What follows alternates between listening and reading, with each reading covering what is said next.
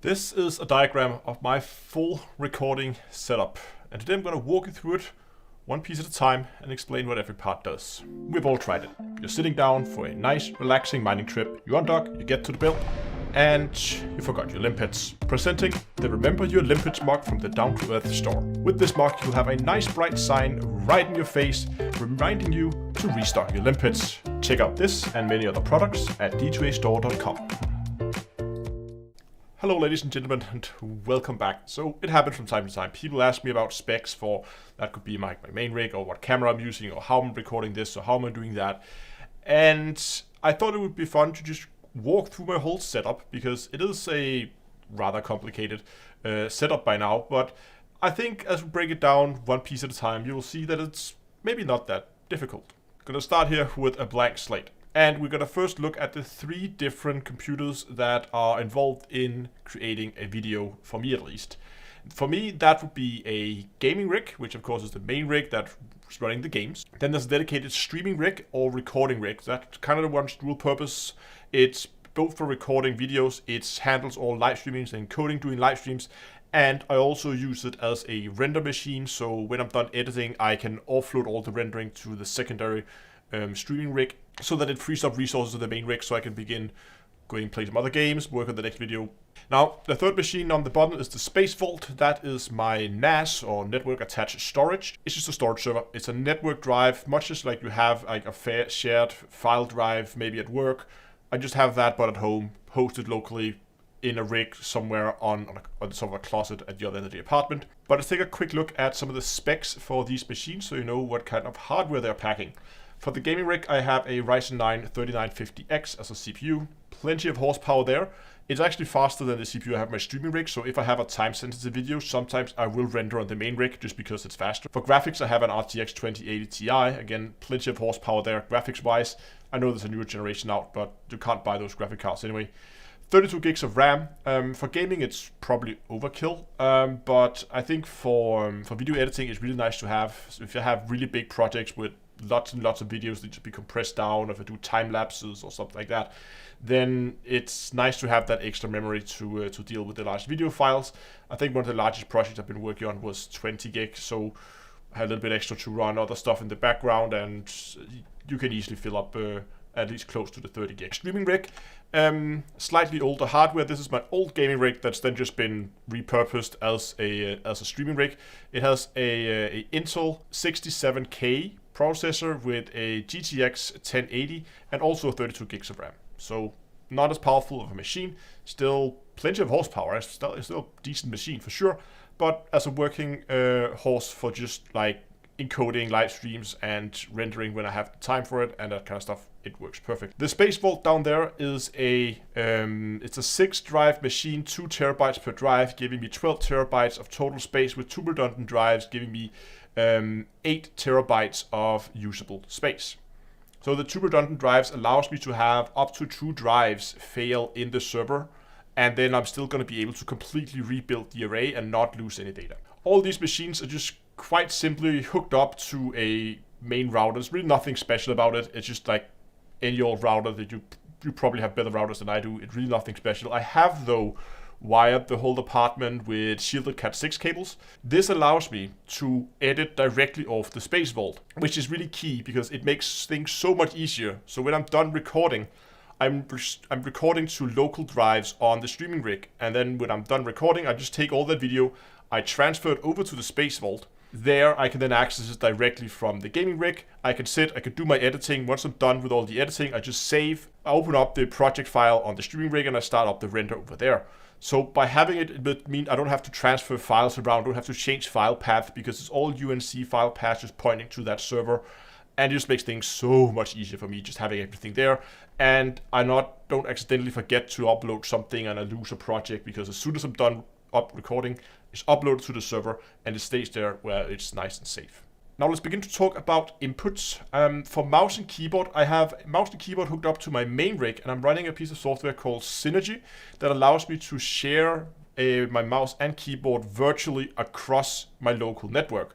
That means there's no mouse, there's no keyboard hooked up to the streaming rig or the space vault, but that's a server, so that doesn't matter. I remote into that.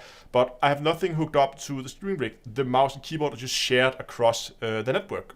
For monitors, my main monitor is an Asus ROG PG279. This is a 1440p, relatively fast monitor. I think you can push it up to like 165 FPS if you want to.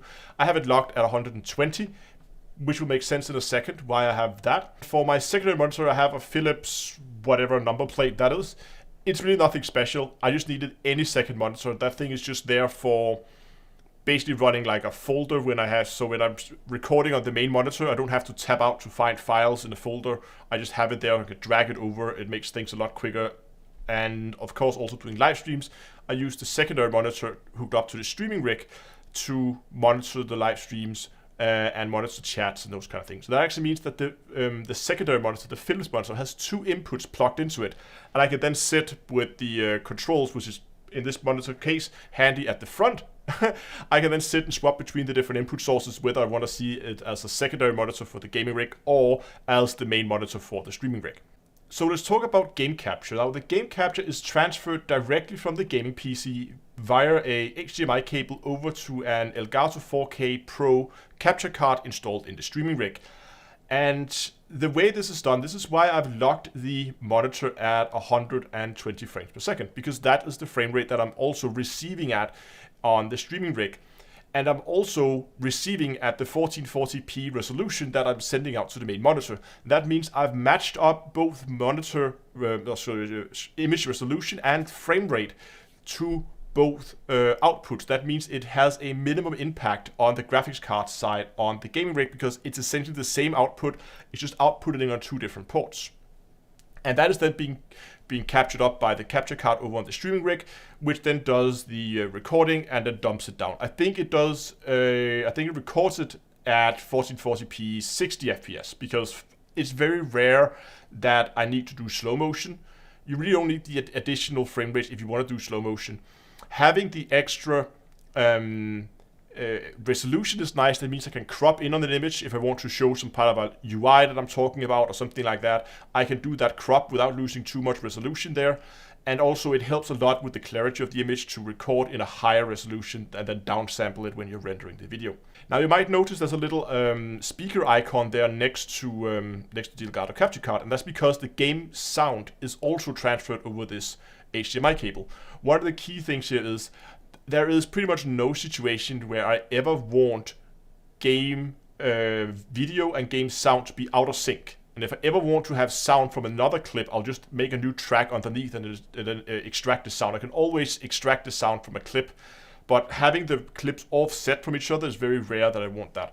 But of course, my videos also contains a face cam, and that is being plugged in directly to the streaming rig. I have a Panasonic HCX1, which is a complete overkill for this. It's a quite expensive camera, but it's really, really good. I did buy that camera because I was intending to take it out for more like real world stuff, like conventions and those kind of stuff. But as you can probably imagine, there's not been a whole lot of that going on lately. So, so it served me very well as a very nice studio camera. It's also the camera I use whenever I do reviews in the other room. I take it off its stand in here, plug it up on a tripod in there, and use that as the main camera. And then I have a secondary camera for bonus angle in there as well.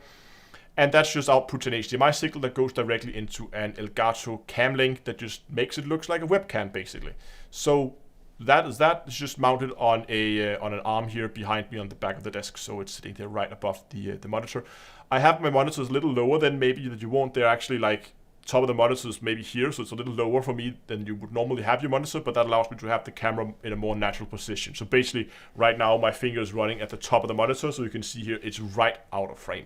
Next up, let's quickly talk about sound, because sound is probably one of the more complicated aspects of this. Now, I have a Xenix Q502 USB mixer board. And what this mixer board is essentially a whole host of different inputs. That can be AUX inputs, it can be XLR inputs. You can also supply phantom power to XLR microphones, which I do use. And then it has two outputs. It has the mains output, which is your main mix, and it has its phone output, which is intended to be like a set of headphones you can have so you can monitor what you're listening to, but they are separate outputs and you can direct the individual inputs to each of those two output channels. So what I do is I have the streaming rig hooked up to that mixer board through one of the inputs, and the gaming rig is hooked up through another input, and those two inputs are then mixed together and sent to my headset. That means I can have sound from both PCs in the same headset at the same time. For instance, doing live streams, all the notification sounds have been played on the streaming rig, so if I didn't have that mix of the audio, I wouldn't be able to hear notification sounds doing live streams. So it's just nice to be able to have sounds from both inputs and just one headset without doing something weird by putting cables together. And you just put it into a mixer board and that's it. So we're getting pretty close to done. We have game capture, we have the video, we have talked about like storage and all that kind of stuff. The only thing we haven't talked about is of course the microphone. For the microphone I use a Rode NGG4, which is a shotgun mic, so it has really nice, it's like one of these really elongated microphones, so it has good environmental noise reduction. It has a very narrow pickup pattern, so I have that right up here above me, right outside frame from the camera, pointing straight at me, and it's about that far away from me right now. So it's relatively close, and it's a really, really good microphone. That is when, again, plugged into the mixer board, and the output is then split out to both the streaming rig and the gaming rig. And that means the same microphone works on both PCs simultaneously. This is really handy because I have Discord running on both rigs when they are online. Let's say that I want to go out and I want to record some B-roll for a video maybe. Now in situations like that, I still want to be able to sit and talk to the boys over on Discord. So what I can do is I can fire up Discord on the streaming rig, log into the voice channels from there, and I can sit and talk to people over there. I have sound, I have the microphone hooked in over there. So that works just fine. And then I can still play the game on the gaming rig, and because it's just running straight to the Elgato capture card, and that's only sound from the gaming rig, I don't have Discord sounds in the recording. That means I can sit, I can talk to people, and I can record videos at the same times without the voice from people talking being mixed into the video track, because otherwise I would have to go and completely mute everything when I'm recording. So it's nice to be able to sit and do some recordings while still talking to people. Now in terms of software for recording, I use OBS for capturing my face cam, and I use the included 4K capture utility that comes with the Elgato 4K capture card. I could just as well use OBS for this, but what you would essentially do is just take the output from the 4K capture utility and pipe that into OBS. So instead of putting extra steps on it, I just use that because it's just fine and it gives me pretty decent recordings. And for audio capture, I use Audacity, which is a free software. All of this is actually free software. It's really good, simple, and it has some nice noise reduction filters you can add to it later. You could do some basic like first editing passes on the audio in there as well. And that means I do record the face cam and the audio separately, so those will have to be aligned up after the fact. You might argue, well, why don't you just record them together as I do with the other ones? And it's because I do this noise reduction in Audacity, and Audacity doesn't handle video. So that of course means that if I recorded video or face cam and microphone together, I would have to split up the two tracks anyway in order to get them into Audacity to do the noise cancellation. So that's why I'm recording the tracks separately. I do the noise cancellation in Audacity, and then I import it into Vegas Pro to do the actual video, where the two clips are then aligned up so that hopefully my voice syncs up with my lip movements. So as you can see, when you break it down, it's really not that complicated. I hope you enjoyed this video. If you did, give a like, subscribe to the channel, and until next time, I will see you guys in space.